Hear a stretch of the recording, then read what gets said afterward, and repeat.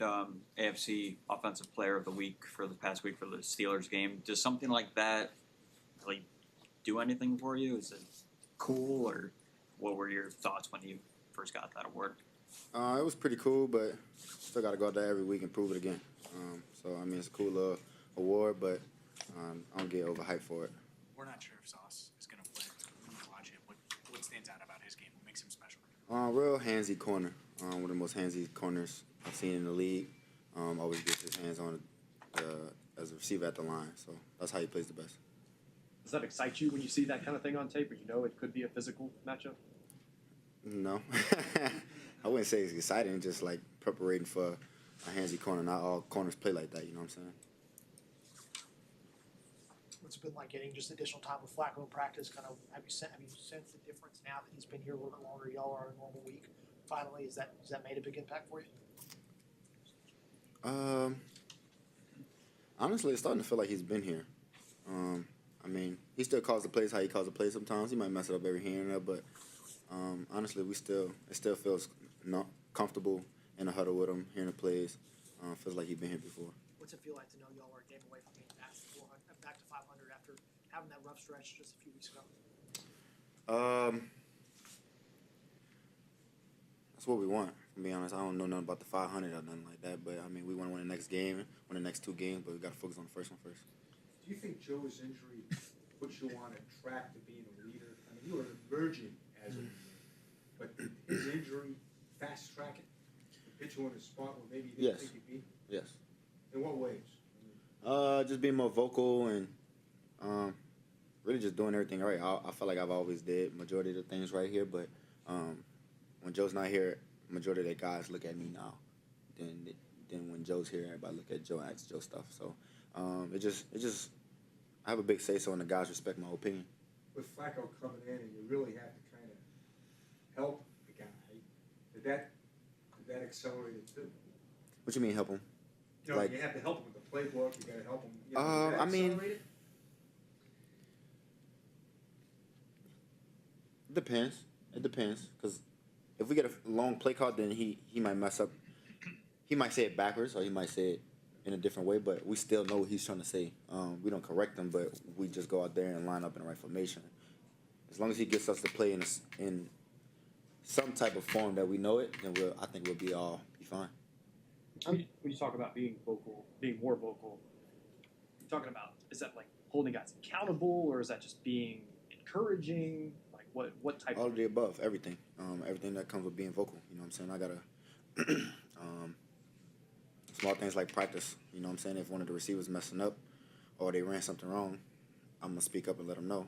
Or even if it's a certain way we're running a concept and it needs to be ran with a certain release form, I would speak up. So certain stuff like that is when I would speak up. Jamar, who taught you to be an elite blocker, or where did you learn that? I wouldn't say I'm an elite blocker. Okay, that's a little pushing it. Wait, who taught you to be an okay/decent blocker? I will take the decent. I'll take decent. I got a lot. I got a lot of room to improve. I already told Chase this. So, but it honestly it takes effort.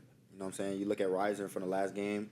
His effort is every play. So it takes a lot of effort and will and want when you're playing out there. When you're watching film, though, and Zach talked about illuminating when you were blocking downfield in the last game.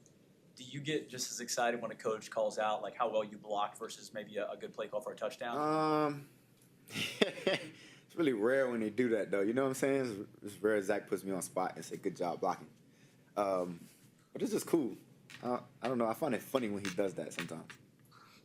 Did anybody say anything to you after that? Like, did any linemen say anything to you? Have they said anything about that? No. You mentioned Reisner, Flacco's now in the building.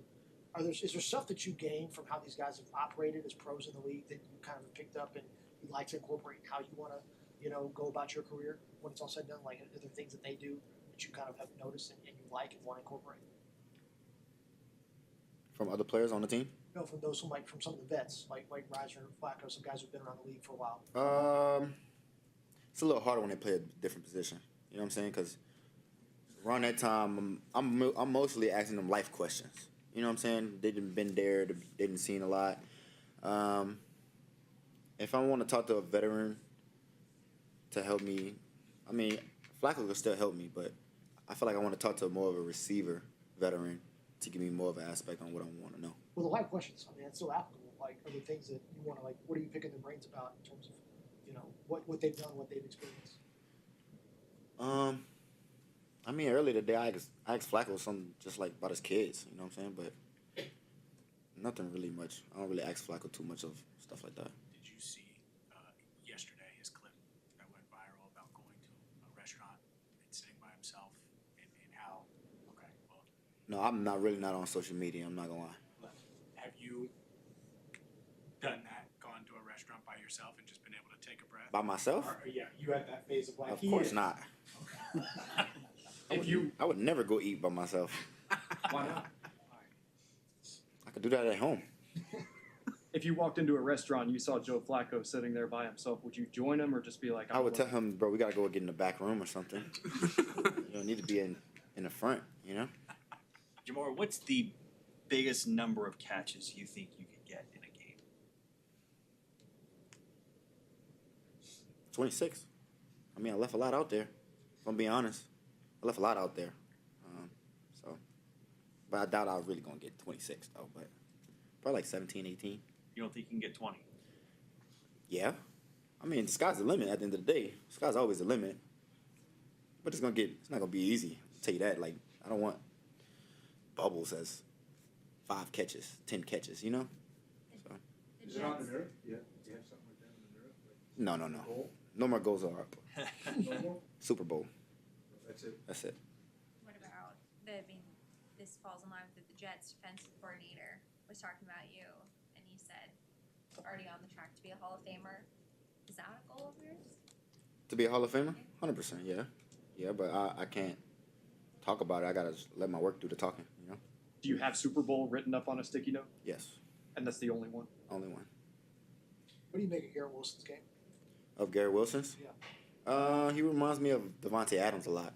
You know, they move very similar. And he make a lot of good contested catches. That's what I see a lot from him, yeah.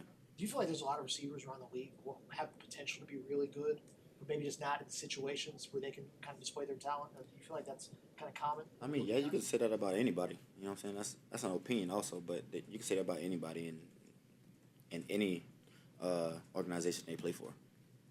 After the game, and this is after you had 26 catches with Flacco. Zach said you had taken 5 live reps. And, how does that happen?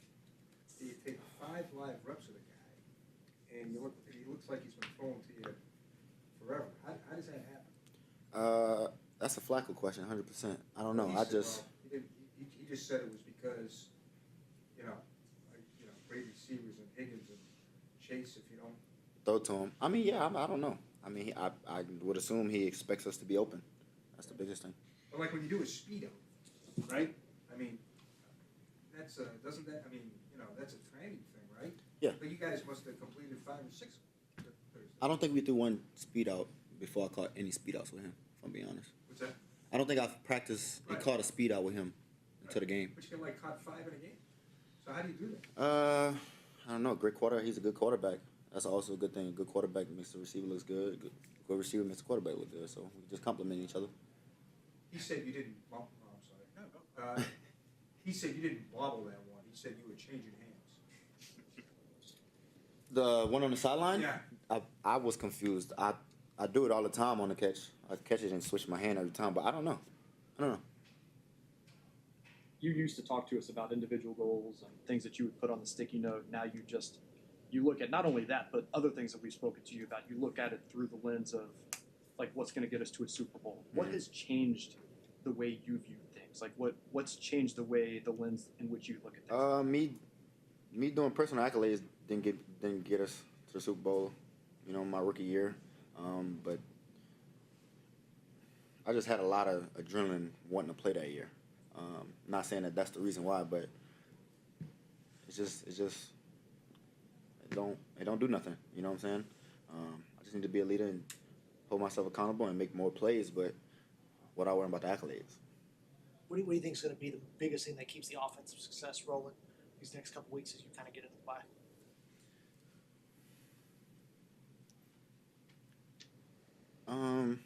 I would say being consistent on moving the chains.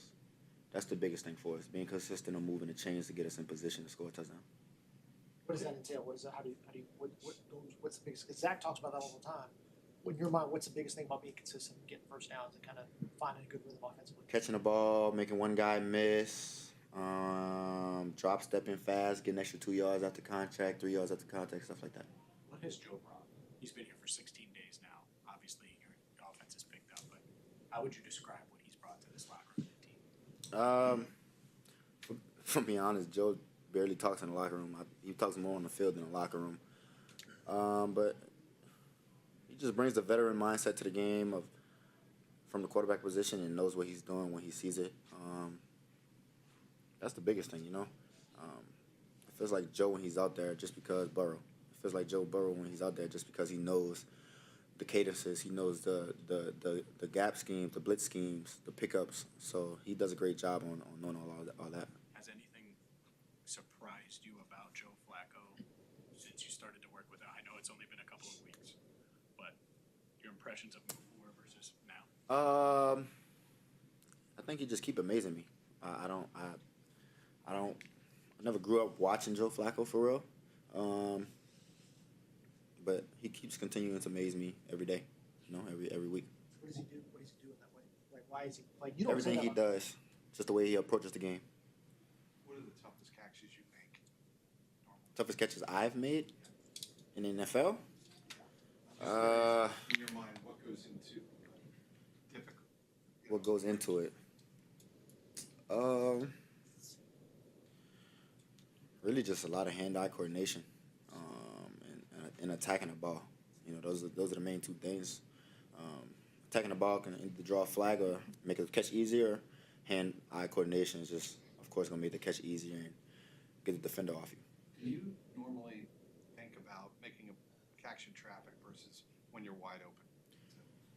I don't think about neither one of those. I'm really just focused on the ball for the most part. I'm going to get hit regardless, so you're either going to drop it and get hit or catch it and get hit.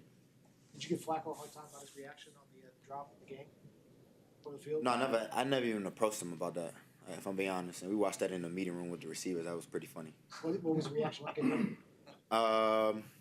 That means I need to catch the damn ball when you throw it, I'm being honest. But that's just pretty cool, though. You know what I'm saying? A quarterback like that believes in anytime he throws me the ball, it's going to be a catch, so it's good. Is there a bit of an adjustment between how Flacco, because he's got such a big loss, it's different. You throw from Joe and Jake over the years. Is that a big adjustment for receivers getting used to how Flacco delivers the ball to y'all? No, not really. When we first picked him up, they said he threw pretty hard, but I didn't think so. I think he threw one hard pass to me, and that was it. So, and that was at practice. So, Sorry, Jamar. You do jersey swaps, Jamar. Say it one more time? You do jersey swaps often after games. What do you do with those jerseys? really well. I got two boxes of just jerseys because I don't have no more room in my house to hang up. So I don't know what the heck I'm gonna do with the rest of them yet. Probably put them in my off-season house or something, you know. Do you frame them? I frame them though. They all framed. Some got tickets in them. Some got pictures next to them. So it's all kinds. Why is that important to you? Just the memories I get to have. Growing up, I watched players do it all the time, and getting the opportunity to get to the NFL and get jerseys from Devontae Adams and Mike Evans and those guys like that. You know, watching those guys when I was younger it's basically like a dream come true for me. You know, I get to live in the moment for it. Is there one that's super special to you? I would say Devontae. And why can't I remember this guy's name? This is bad. Huh? Chargers. Keenan Allen? Thank you. I was saying Mike Allen in my head. I'm like, what the fuck?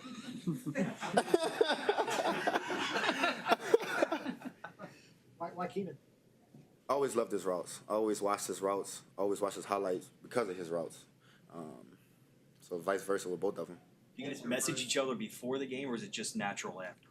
It's usually like right after. The only person that Michael was the only person that texted me, that got somebody to text me and ask for the jersey.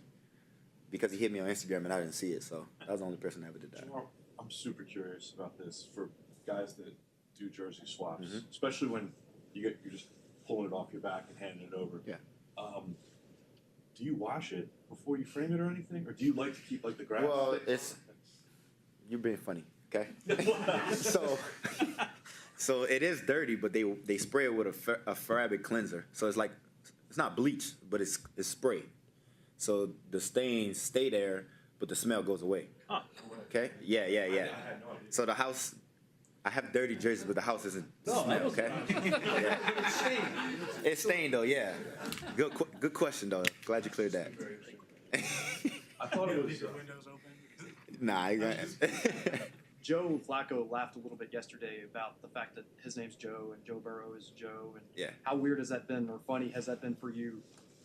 One Joe. Well, now it gets to a point because Burrow's starting to come back to the meetings, and they say Joe all the time. So obviously we're talking to Flacco, but I be thinking Joe sitting next to me, so I be thinking Joe gonna say something sometime when he's saying his name because usually he have an input, but one of these days I'm sure it'll happen. Has he been in a better mood over these last few weeks as the injury kind of passes? How's the spirits? I can been? never tell his mood, if I'm being honest. But he seems pretty happy to me, you know? Even though he looked like a rock star by the head, but he's pretty happy. After all these years, you can't tell his mood. I can tell his mood when he's overly happy. When he's overly happy, I can 100% see that. You know what I'm saying? Other than that, well, when he's pissed, I for sure know that one. He cursed me out a couple of times, so I know when he's pissed too. How has he been attacking this rehab compared to he's rehabbed a ton, different injuries of severity over the years. How's this one been compared to those? He's working pretty hard for the majority of the times that I've seen him in a training room working. I try to walk in there, give him a couple laughs, so not make his day a little better. But he's working. Who's the best leader you've ever been around, and you emulate him at all? You try to take something.